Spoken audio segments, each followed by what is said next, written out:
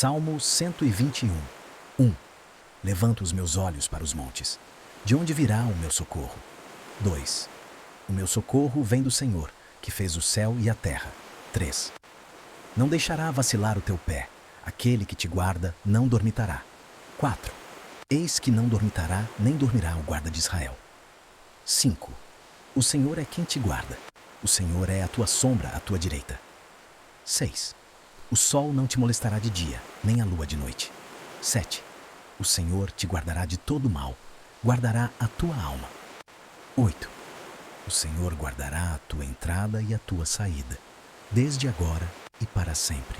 Salmo 123. 1. Levanto os meus olhos para ti, ó tu que habitas nos céus. 2. Eis que, como os olhos dos servos atentam para a mão do seu senhor, e os olhos da serva para a mão de sua senhora, assim os nossos olhos atentam para o Senhor nosso Deus, até que tenha misericórdia de nós. 3. Tem misericórdia de nós, ó Senhor, tem misericórdia de nós, pois estamos sobremodo fartos de desprezo. 4. A nossa alma está sobremodo farta da zombaria dos arrogantes e do desprezo dos soberbos.